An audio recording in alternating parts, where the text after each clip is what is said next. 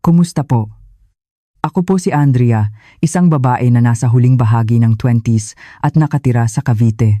Nakipaghiwalay ako sa aking asawa dahil sa kanyang double standard. Kung ano ang tama para sa kanyang pamilya ay hindi tama para sa akin. Hindi ko talaga matiis ang mga bagay na may kinalaman sa pamilya. Isang araw, nang dalhin ko si Nanay Linda sa bahay upang alagaan pansamantala matapos ang operasyon niya sa likod, pinalayas siya ng aking asawa. Bakit ba kinuha mo pa yan? Hindi ba pwedeng sa home for the aged na lang siya? Nakakabahalang ilagay sa bahay.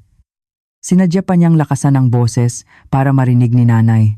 Ang mas nakakagulat pa ay, hindi nagtagal, dinala naman ng asawa ko ang kanyang Nanay Elena sa bahay nang walang abiso dahil masama raw ang pakiramdam nito. Ito ang araw na sa wakas ay nakaganti ako sa lahat ng aking paghihirap. Binigyan ko ang aking asawa ng isang leksyon na hindi niya kailanman inakala. Sisimulan ko na ngayon ang kwento kung paano ko siya ginantihan at nakipaghiwalay. Bata pa ako noong 20s nang makilala ko ang aking asawa at magpakasal. Mas matanda siya sa akin ng 4 na taon at noong pumanaw si tatay habang kami ay magkasintahan pa lamang, tumulong siya sa mga paghahanda sa libing. Ayos lang po, kailangan pa rin ng lalaki para sa mga mabibigat na gawain. Kahit hindi pa kami kasal, napaka-aktibo na niya.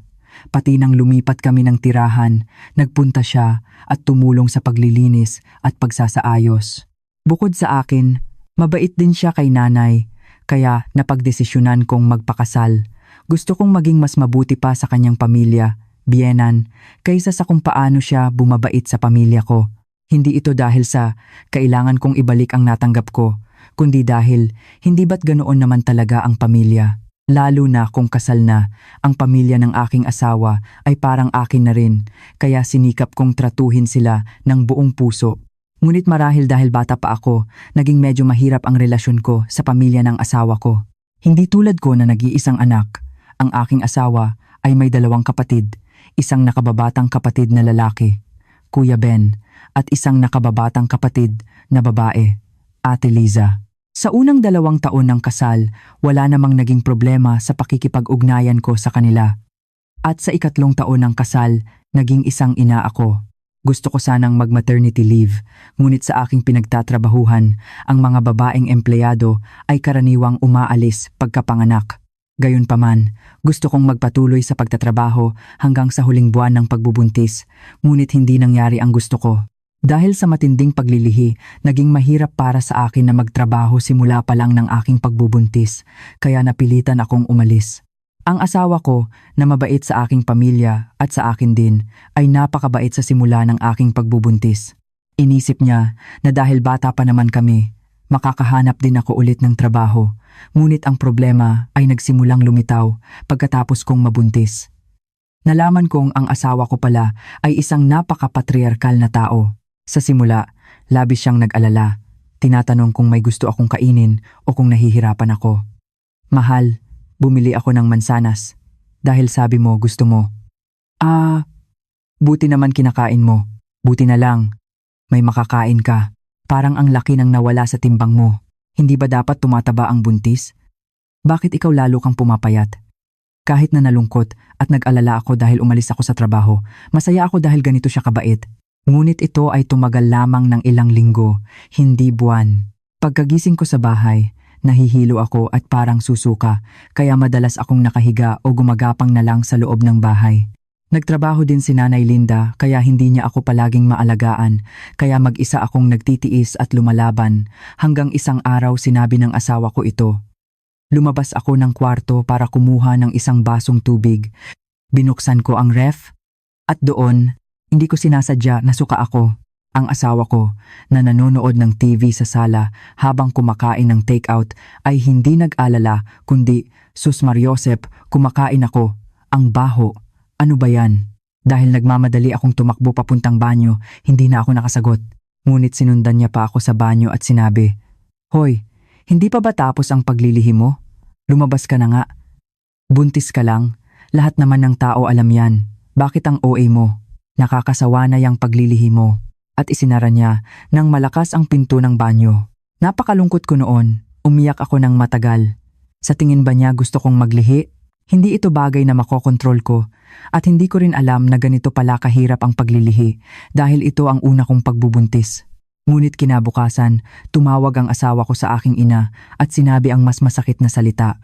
Opo, nanay. Opo. Ayos naman po si Andrea. Paglilihi? Medyo matagal nga po. Pero hindi ba dapat tapos na yan sa ganitong panahon? Ganoon din po pala kayo, nanay? Oo. Huwag kayong mag-alala. Opo.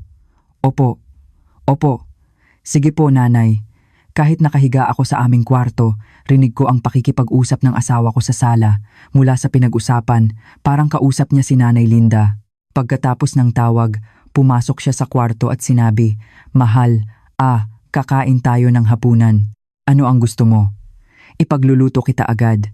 Anong hapunan ang ipaghahanda mo? Baka masuka ka lang ulit habang nagluluto." Nakakawala ng gana. Bakit ganyan ka magsalita? Nahihirapan din ako. Oo, siguro nahihirapan ka rin. Kaya nga pinipigilan ko sarili ko. Pero sumusobra ka na. Pag-uwi ko galing trabaho, nakahiga ka lang, tapos kung magpapa-order ako ng pagkain, susuka ka lang. Sa tingin mo ba maganda iyon? At kausap ko lang si Nanay Linda kanina, sabi niya, matindi rin daw ang paglilihi niya tulad mo. Kaya sinabi niyang alagaan daw kita ng maayos, pero pagod na ako sa trabaho, tapos sa bahay, hindi pa ako makapagpahinga dahil aalagaan pa kita. Bakit ganyan pa ang namana mo? Ang mga salitang ito ay malaking sugat pa rin sa akin hanggang ngayon. Ngunit, hindi niya naaalala. Dahil sa labis kong pag-asa sa aking asawa at dahil may anak kami sa aking sinapupunan, hindi madali sa akin ang mag-isip ng diborsyo. Gayunpaman, pagkapanganak ko, bumalik ang aking asawa sa pagiging mapagmahal tulad ng dati. Nagkaroon kami ng anak na babae, at mahal na mahal niya ito, sinasabing kamukha niya raw. Sabi nga nila, ang anak na babae ay kamukha ng ama, at sa totoo lang, kamukhang kamukha niya ang asawa ko. Pag-uwi niya galing trabaho, ang ganda-ganda ng anak ko, ang bilis lumaki. Iba na mukha niya kumpara kaninang umaga. Ang ganda. Kanino ka nagmana at ganyan ka kaganda? Dahil sa mga ganoong eksena, kahit marami akong sama ng loob, pinipilit kong tiisin. Naalala ko ang kabaitan niya sa aking pamilya bago kami ikasal. At naisip ko, paano ba naman magiging perpekto ang isang tao? Kaya naman, tiniis ko ang mga labis na kilos ng kanyang pamilya. Ngunit dahil tao rin ako, umabot sa punto na sumabog ako. Masyadong humihingi ng pera ang kanyang pamilya na parang may utang kami sa kanila. Naaalala mo ba noong kasal ninyo? Kinontak ako na ikakasal daw ang anak nila. Hindi na ninyo kailangang pumunta. Ibigay nyo na lang sa akin ang regalo sa kasal at ako na ang magbibigay. Noong kasal namin, ang lahat ng regalong pera na natanggap ng asawa ko ay kinuha ni Nanay Elena. Ngayon, sinabi niyang kami naman daw ang magbigay ng regalo sa kasal ng anak ng kamag-anak na siya mismo ang nakatanggap ng 55 mula sa kamag-anak na iyon. Kaya ako at ang asawa ko ang nagbigay ng pera at dahil sa hindi inaasahang malaking gastos, sinabi ng asawa ko na kailangan naming bawasan ang aming mga gastusin.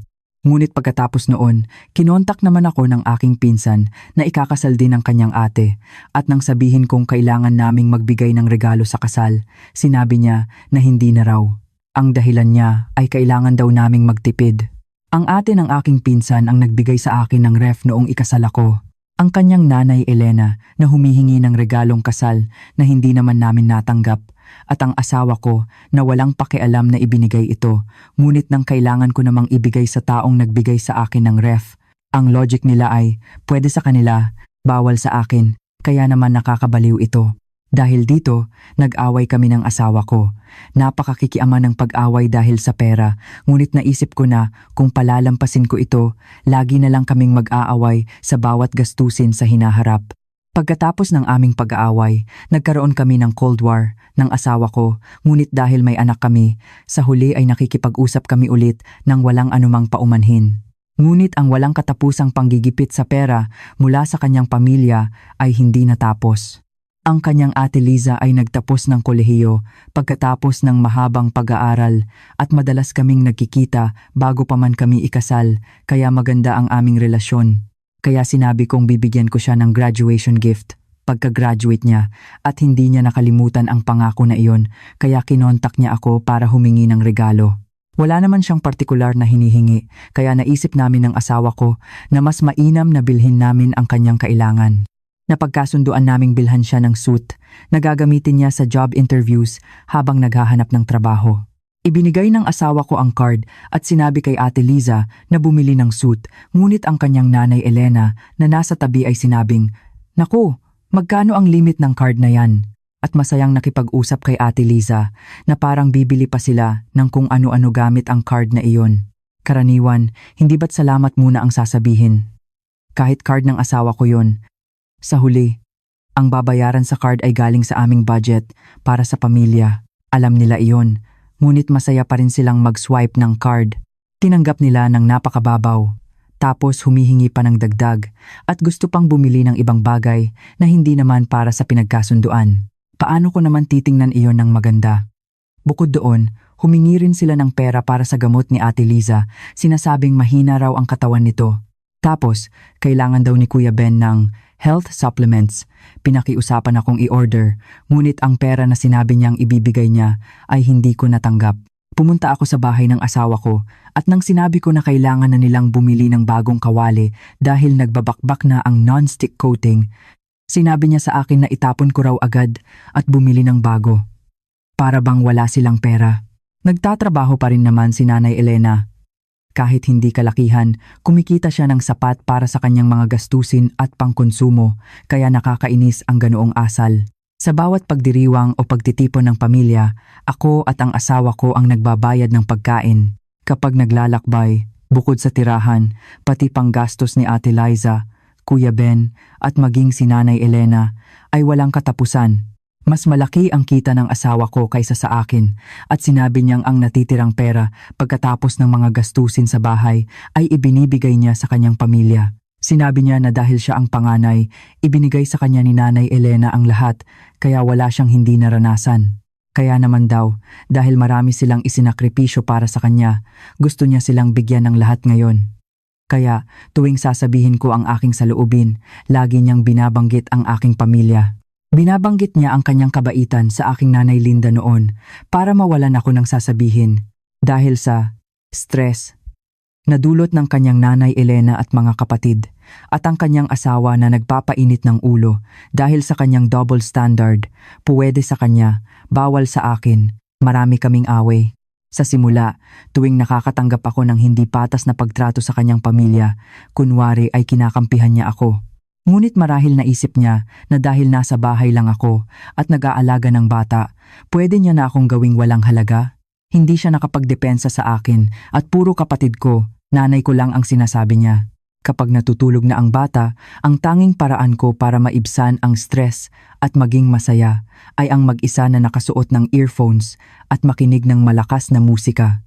Nalaman kong ang asawa ko pala ay isang napakapatriarkal na tao.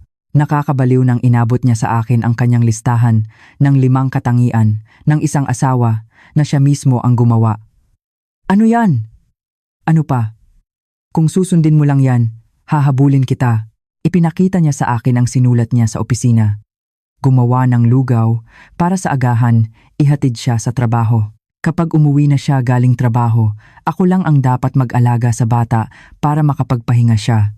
At nakasulat din doon na dapat palagi akong may inihandang damit para sa kanya pagkagising niya at pagkatapos maligo pag uwi niya. At hindi ko na rin nilagay doon, pero kasama rin doon ang paglilingkod sa akin sa maraming paraan. Nang magulat ako sa nakita ko, sinabi niya, ang mga gentleman ay nasa pangarap lang. Ang mga patriarkal na lalaki ang realidad, ganyan lahat. Wala yan sa akin kumpara sa ibang asawa. Alam mo ba kung gaano karami ang mas malala pa sa akin? Dahil sa galit ko, sa harap mismo ng aking asawa, pinunit ko ang papel na iyon. Natural. Nag-away kami ng asawa ko ng araw na iyon. Ano ang ginagawa mo? Para bang katulong ako? Hindi ka naman ganyan bago tayo ikasal. Bakit ka nagiging ganyan? Binanggit na naman ng asawa ko ang kanyang pamilya. Sinasabing ang babae raw ay dapat maging mabait sa pamilya ng asawa. At ang mas bata raw ay dapat umunawa sa mas nakakatanda sa anumang sitwasyon. Kaya raw, naging mabait din siya kay Nanay Linda.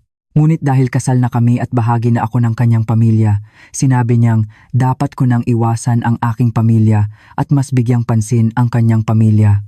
At dahil mas matanda siya sa akin ng 4 na taon, sinabi niyang dapat akong makinig sa kanya at kung posible, dapat daw akong magtrabaho habang ginagawa ang lahat ng gawaing bahay ng perpekto. Kung hindi lang ako nang hihina, sinampal ko na sana siya agad. Dahil sa dami ng gawaing bahay at pag-aalaga sa bata, nang hihina na ang aking pulso, kaya palagi akong nakasuot ng Tatris guard. Kaya sa loob ko, kumukulo lang ang dugo ko. Mas ayaw ko rin namang mag-away ng malakas habang may bata. Medyo komplikado ang relasyon ng pamilya ng asawa ko, kaya tuwing holiday, mas lalo akong nagiging abala. Siguro abala rin ang ibang mga manugang, ngunit kakaiba ang sa amin. Magkahiwalay ang kanyang mga magulang. Siyempre, matagal na silang hiwalay bago ko pa nakilala ang aking asawa. Si Padre Ramon, na ikalawang anak sa kanyang pamilya, ay pumunta sa pamilya ng kanyang tiyo upang mag-celebrate ng holiday at inaasahan na pumunta rin ako doon. Ngunit hindi ko ito kinainisan. Kahit hiwalay sila, biyenan ko pa rin siya. Sabi din ng asawa ko na taon-taon daw siyang pumupunta, kaya tama lang daw na sumama ako. Ngunit nang bumisita ako kay Padre Ramon sa unang holiday, pagkatapos naming ikasal, sinabi ng mga kamag-anak sa asawa ko, "Carlo, gaano ka nakatagal hindi namin nakikita tuwing holiday? Simula pa noong umalis ka para magserbisyo, ngayon ka lang ulit." Nakakabaliw, ngunit mababait ang lahat ng matatanda sa pamilya ng tiyo ng asawa ko at naging mabait din si Padre Ramon sa akin, kaya wala akong reklamo. Pagkatapos kong bisitahin si Padre Ramon, dumaan naman ako kay Nanay Elena sa hapon ng holiday. Kaya naman mas abala ako kaysa sa iba at pagod din.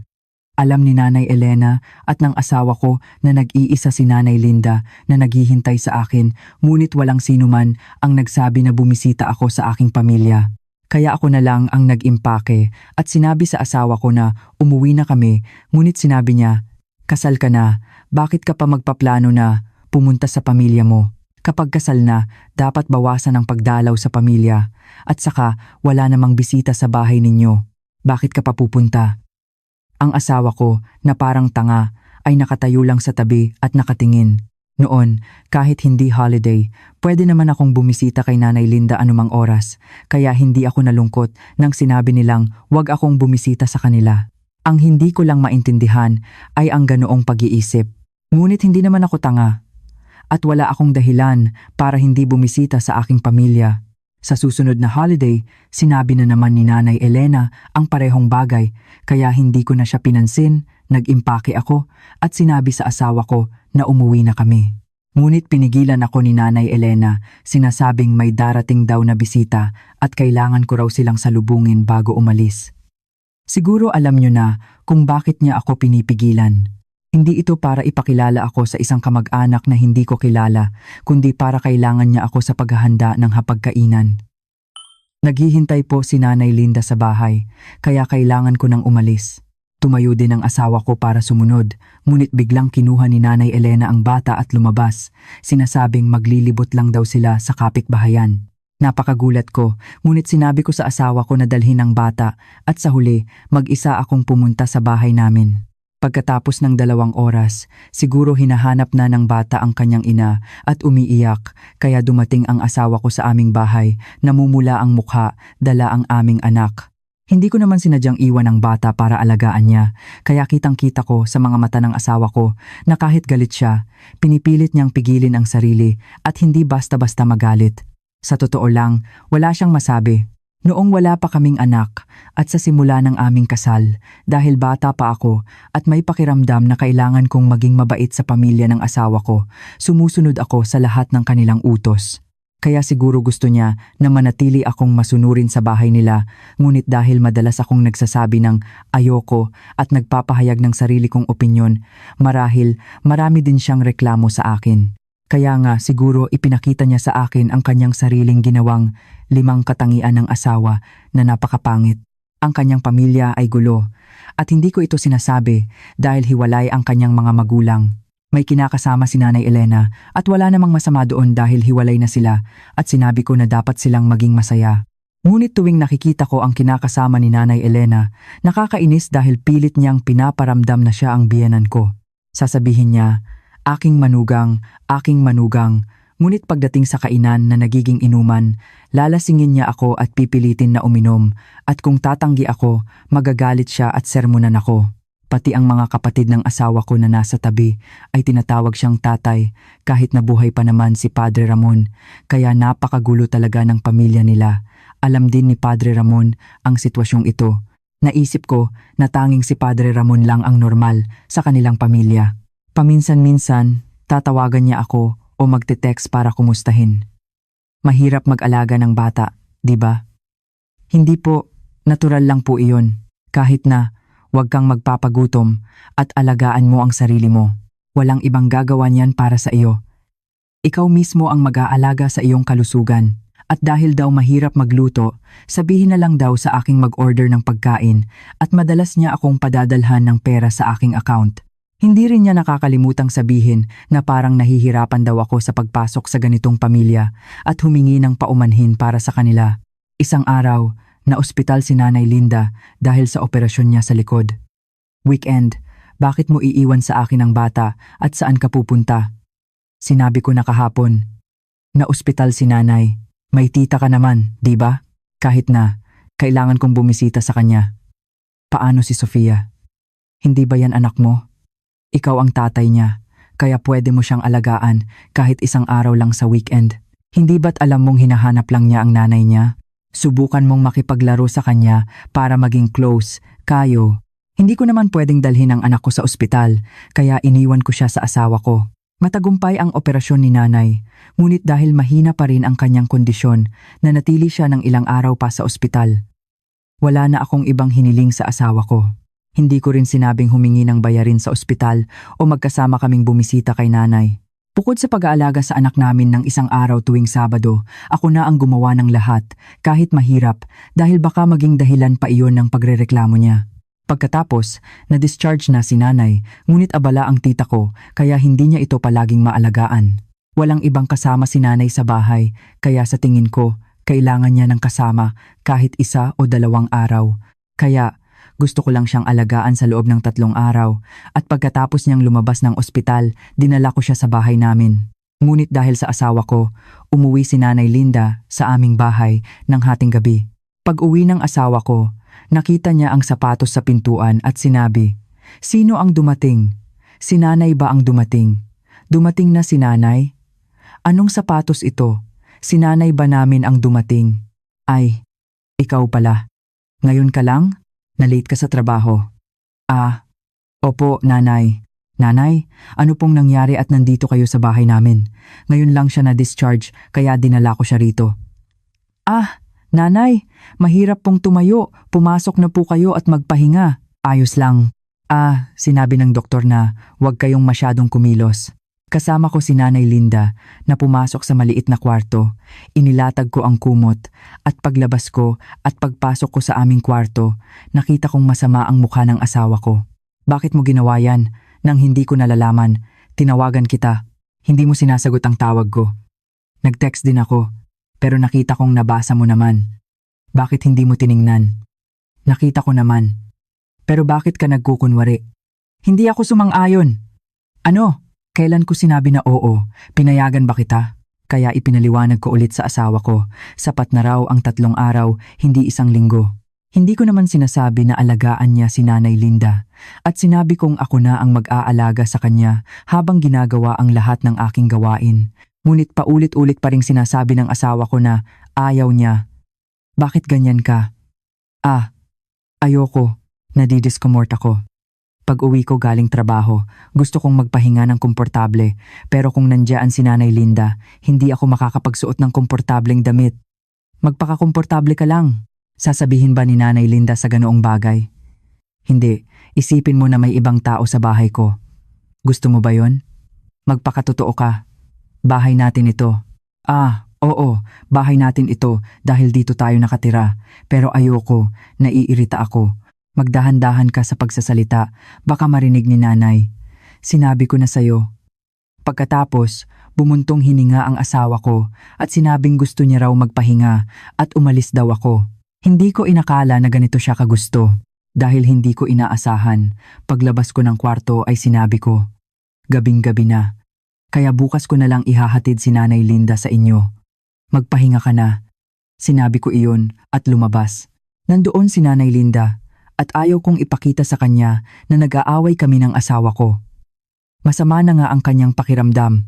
Gusto ko sanang makapagpahinga siya kahit isang araw lang. Ngunit habang sandali akong nasa banyo, nangyari ang problema. Narinig ko ang boses ng asawa ko sa labas, kaya lumabas ako agad at nakita kong bukas ang pintuan at hinihila ng asawa ko ang maleta ni Nanay Linda mula sa maliit na kwarto. Anong ginagawa mo? Nasaan si Nanay? Wala si Nanay Linda na nakahiga sa maliit na kwarto, kaya tinanong ko. Ang bigat naman ng bag na to. Dalhin mo na yan sa labas. Naghihintay si Nanay Linda sa labas. Mula sa bukas na pintuan, nakita ko si Nanay Linda na nakatayo sa labas. Hoy, anong ginagawa mo? Ha? Hoy, ilang taon ang agwat natin ha? Huwag ka nang magsalita, bilisan mo na at ihatid siya sa bahay ninyo. Mahirap magsalita si Nanay dahil sa sakit ng kanyang likod. Hindi rin niya kayang magalit sa bahay ng kanyang anak at gusto niyang umuwi na sa sitwasyong ito. Sinabi niya sa akin na kaya na niyang umuwi mag-isa kung tutulungan ko lang siyang sumakay ng taxi, ngunit paano ko naman gagawin iyon? Sa huli, lumabas ako dala ang bag at habang papunta, nakatanggap ako ng text message mula sa asawa ko. Naghahanap ako at nakita ko itong lugar na malapit lang at maganda. Ang ipinadala ng asawa ko ay ang address at numero ng telepono ng isang God Home for the Aged. Naisip ko kung tao pa ba siya. Habang nagmamaneho at tinitingnan si Nanay Linda, labis akong nakaramdam ng pagkakasala kaya wala akong masabi. Dahil bago kami ikasal, at sa simula ng aming kasal, napakabait niya kay Nanay. Kung sasabihin ko kay Nanay ang lahat ng nangyari, na inakala niyang magiging mabait pa rin ang asawa ko sa akin pagkatapos naming ikasal, tiyak na masasaktan siya, kaya hindi ko masabi. Kaya inakala ni Nanay Linda na nag-away kami ng asawa ko dahil sa kanya. Sa totoo lang, natakot din ako. Dahil huminto ako sa trabaho at nasa bahay lang para mag-alaga ng bata at mag-asikaso, bumaba ang aking self-esteem. Naisip ko na dahil napakabait ng asawa ko sa aking pamilya, dapat ay maging mabait din ako at madalas ding sabihin ng asawa ko, gaano ba ako kabait sa bahay ninyo? Tapos ito lang hindi mo magawa, kaya wala akong masabi. Naisip ko na ang diborsyo ng higit sa 100 beses, ngunit wala akong trabaho at may maliit na anak, kaya nawalan ako ng pag-asa at doon ko nalaman kung gaano ako umasa sa aking asawa. Kinabukasan, umalis ang asawa ko para magtrabaho. Hindi ko naman pwedeng iwan ang anak ko mag-isa, kaya inihatid ko si Nanay Linda sa aming bahay at pagbalik ko sa bahay dahil walang laging espasyo sa basement parking, sa Times ground floor times ako nagpark. At habang papasok ako, may tumawag sa akin mula sa likod. Si Padre Ramon pala. 9:00 na noon ng gabi. At nagtataka ako kung bakit siya naroon. Andrea, ay Padre Ramon, bakit po kayo nandito? Buti na lang at nagkita tayo. Uminom ako kasama ang mga kaibigan ko dito sa malapit. Kumain kami sa isang kainan. Naalala kita noong kumain ka ng kilawin. At masarap mong kinain, kaya pinabalot ko. Sasabihin ko sanang bumaba ka, pero nagkita na tayo. Saan ka galing? Opo. Sayang, gusto ko sanang makita ang mukha ng apo ko, pero gabi na. Ngunit ibinigay niya sa akin ang itim na plastic na may lamang kilawin. Sinasabing, wag ko raw ibigay sa asawa ko at ako lang ang kumain. Hindi ko napigilan ang luha ko. Bakit? Bakit ka umiiyak? Dahil ba sa bigla akong dumating ng walang paabiso? Gusto ko lang ibigay ito at umalis. Hindi po. Hindi po iyon.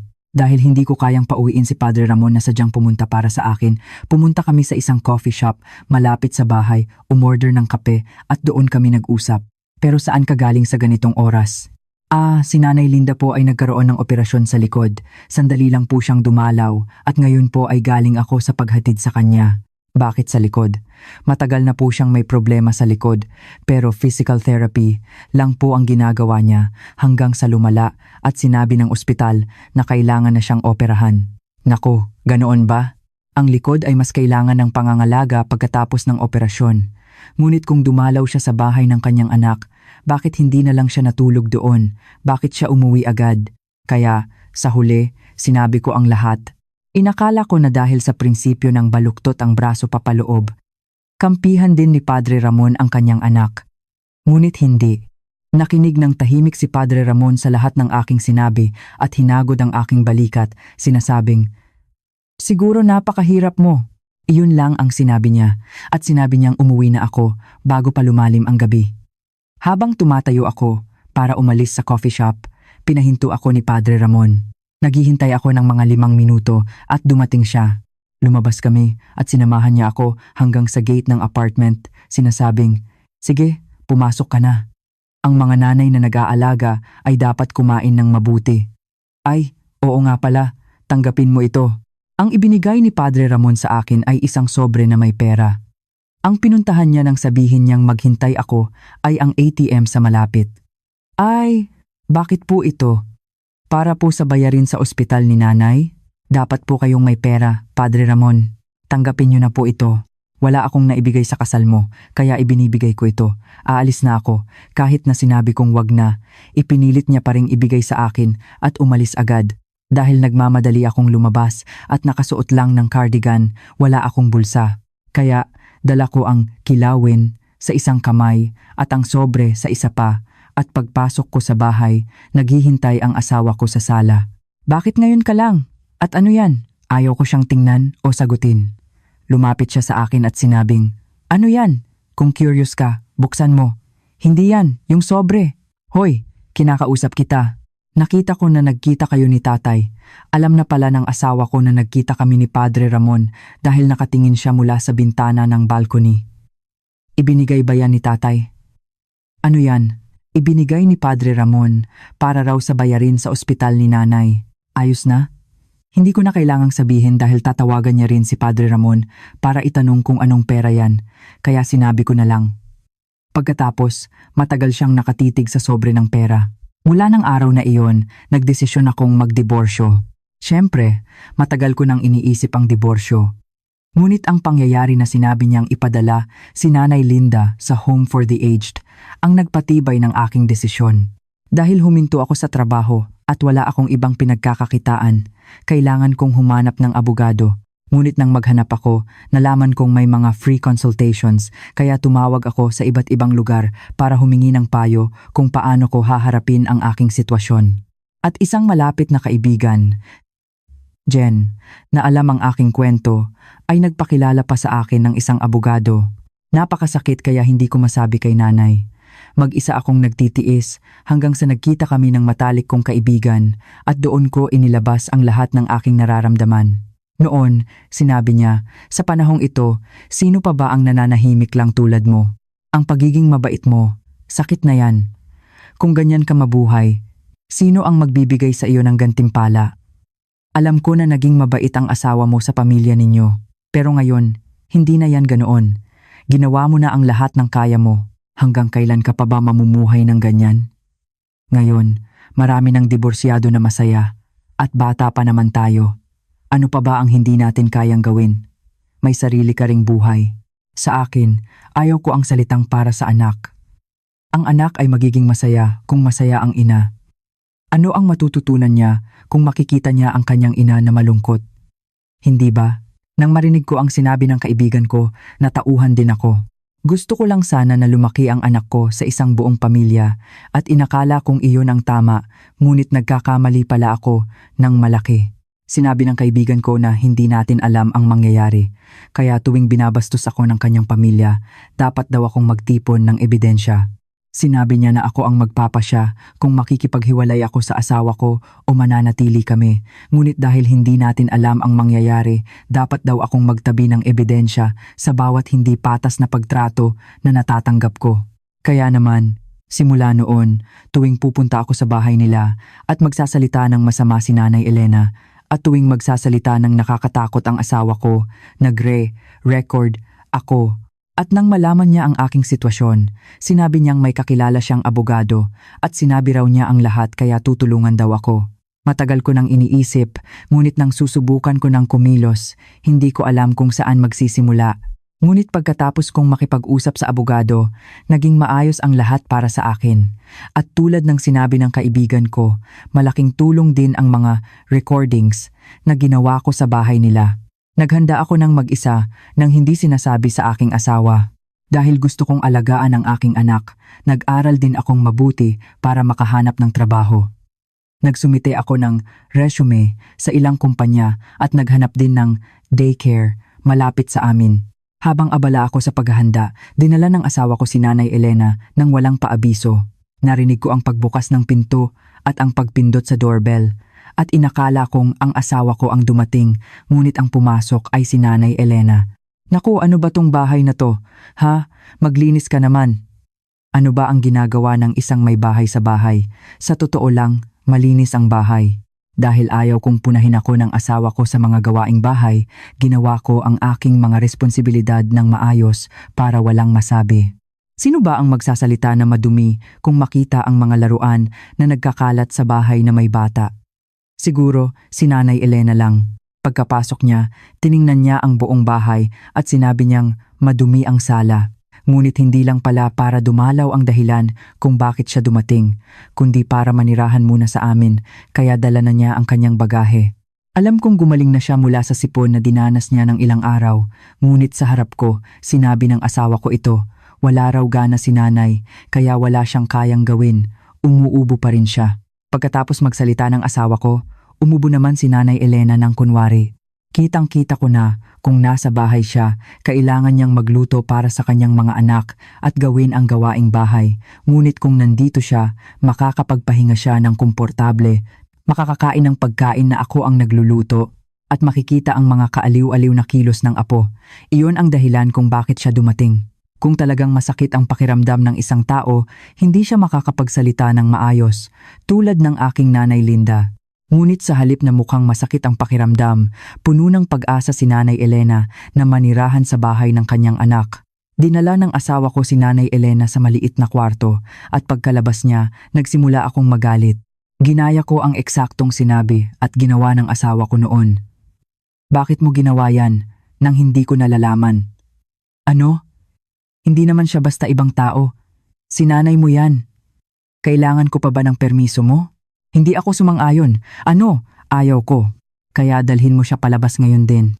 Nagulat ang asawa ko sa aking ginawa. Parang nakalimutan niya na siya mismo ang gumawa niyan sa akin kamakailan lang. Manahimik ka nga. Ayoko. Nadidiskomort ako. Ang pag-aalaga ng bata sa bahay ay sapat ng abala at mahirap. Kailangan ko pa bang alagaan ang nanay mo? Ngayon, balak mo na namang pagsamantalahan ako para alagaan ang nanay mo, di ba? Hindi. Maging komportable ka lang. Sasabihin ba ng nanay ko ang ganoong bagay? Isipin mo na may ibang tao sa bahay ko. Gusto mo ba yon? Bilisan mo at dalhin siya palabas. Natural, hindi pinakinggan ng asawa ko ang sinabi ko. Nagtanong din si Nanay Elena kung ano ang ginagawa namin at nagalit, sinasabing hindi raw dapat ganoon ang pakikitungo sa asawang galing trabaho at sinabing ako lang ang maingay. Kaya agad akong pumunta sa maliit na kwarto, kinuha ang bag ni Nanay Elena at inilabas sa pintuan.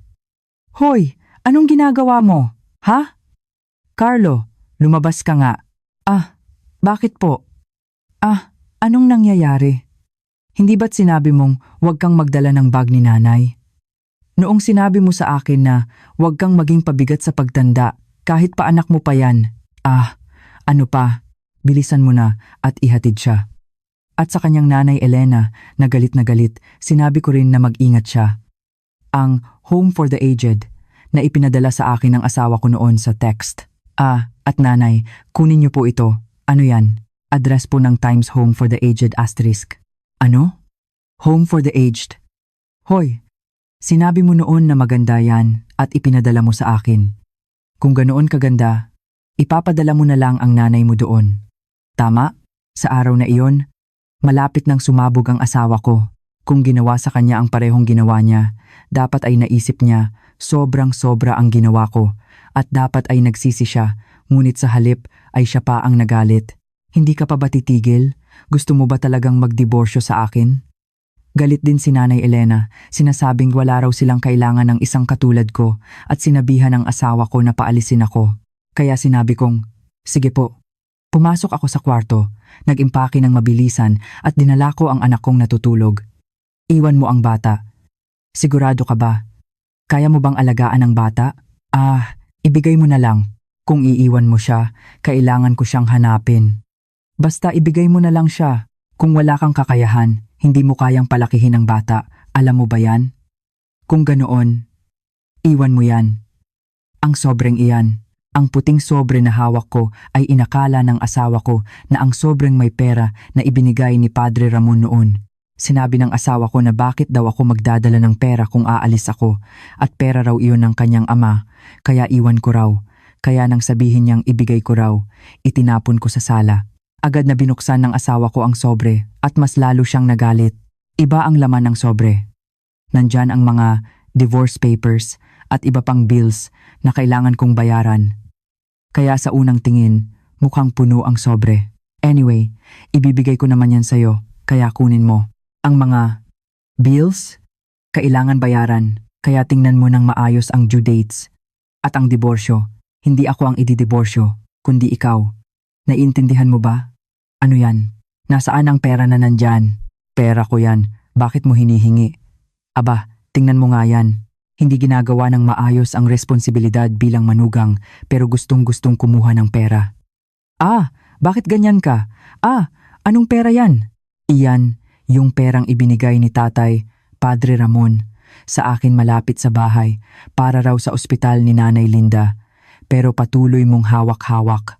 Araw-araw ko itong tinitingnan sa drawer ng salamin ko at nandoon pa rin. Hindi mo ibinigay kay Nanay Linda, balak mong kunin lahat, di ba? Aba, hindi yan. Pera ko yan. Bakit mo hinihingi? Akala mo ba ako yan? Ibinigay ko na ang pera kinabukasan. Tingnan mo sa bank account mo. Hindi ako tulad mong pinagsasamantalahan ng pera ng iba. Naku, bakit ganyan kayong dalawa? Oo nga pala. Anak ako ni nanay, kaya magkamukha kami. Pero dapat, ang mga magagandang ugali lang ang ginagaya. Bakit naman pera ang ginagaya mo? Sobra kang ganid sa pera ng ibang tao. Ngunit ang asawa ko na naglakas loob na sabihin na kapag lumabas ka, hindi ka na makakabalik, ay bumalik pagkatapos ng 2 araw. Ang laman pala ng sobre ay hindi lang mga bills at divorce application, kundi pati na rin ang intensyon na magdemanda ako ng alimony sa kanya. Dahil sa banta ng demanda, gusto niyang makipag-ayos. Sa totoo lang, kinabukasan pagkapunta ko sa bahay namin, tumawag si Padre Ramon at nakausap ko siya. Tumawag ang asawa ko kay Padre Ramon para kumpirmahing kung ibinalik ko ba talaga ang pera at sinabi ni Padre Ramon na, bakit mo tinatanong? Hanggang sa narinig niya ang lahat ng nangyari mula sa asawa ko. Kaya sinabi ni Padre Ramon na kung hindi raw siya personal na pupunta para magmakaawa at humingi ng tawad, hindi raw siya bibigyan ng mana sa hinaharap. Sabi pa raw niya, gagastusin niya lahat ng pera bago siya mamatay. Kaya wag daw siyang umasa na may matatanggap. Kaya alam ko na kung bakit bumalik ang asawa ko sa araw na iyon, ngunit inalis niya ang pinakamahalagang bahagi at sorry lang nang walang kaluluwa. Tapos mo na ba ang mga papeles? Hindi, sa tingin ko, medyo sobra na rin ang ginawa ko, kaya hindi ko kayang magdiborsyo. Ako na ang sorry para kay nanay. Kaya wag mo na ring ihabla ng alimony ang nanay. Ha? Hindi yata yan mangyayari. Pasensya na, medyo naging masama ang pananalita ko. Masakit ang likod ni Nanay Linda, dapat ay pinatira ko na lang siya ng ilang araw. Siguro dahil sa sobrang pagod ko noon, hindi ko napigilan ang inis ko. Pasensya na. Sa tingin ko, hindi sincero ang sorry mo sa akin. Hindi, sincero ako. Bakit naman ako magsisinungaling? Dahil sa pera kaya ka sorry nang hindi sincero, di ba? Hindi nga. Gusto mo lang makuha ang mana kay Padre Ramon kaya ka ganyan, di ba? Hindi. Sa araw na iyon, pilit na ipinapakuha ng asawa ko ang kanyang paghingi ng tawad. Sinasabi niyang wag ko raw ipawalang bisa ang diborsyo at wag ko raw hablahin ng alimony ang kanyang ina at gagawin niya raw ang lahat para maging mabuting asawa habang buhay. Sa totoo lang, wala ka namang kakayahan ngayon. Di ba?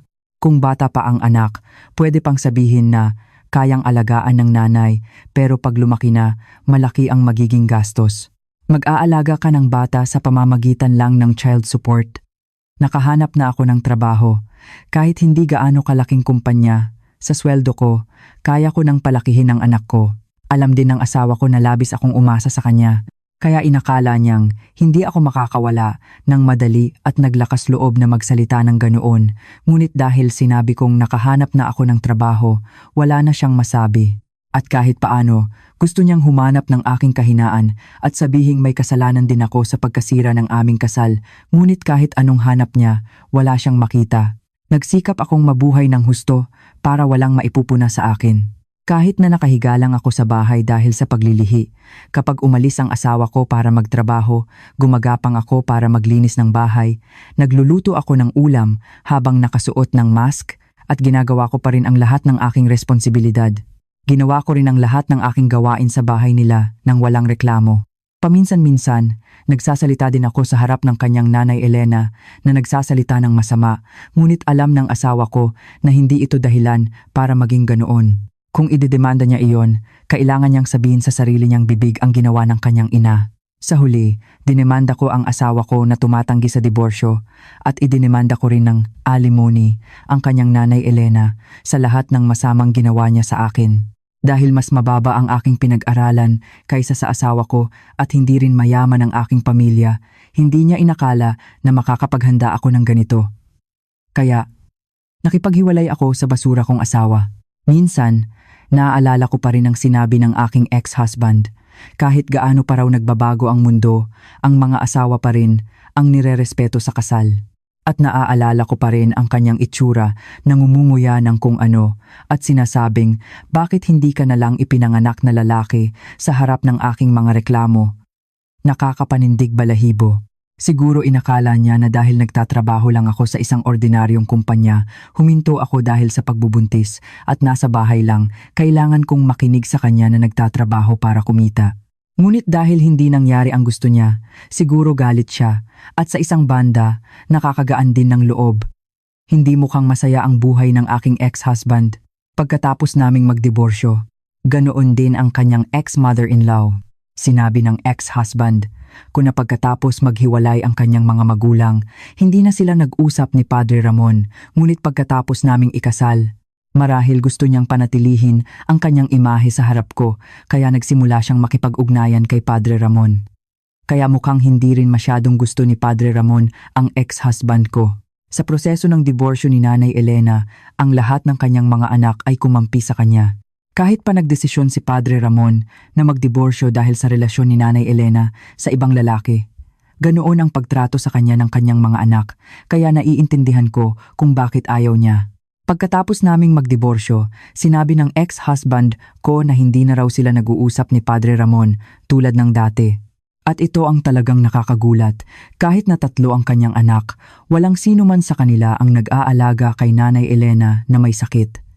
Sa isang banda, nakakalungkot dahil sa tunay na lumalang kondisyon ni Nanay Elena na ospital siya ng 2 beses. Pagkatapos niyang lumabas ng ospital, sinabi niya sa akin na naramdaman daw niya ang aking kawalan dahil gabi-gabi raw umuuwi ang 3 anak niya at abala raw sila sa kanilang sariling buhay. Kaya bumisita ang kanyang ex-mother-in-law sa akin.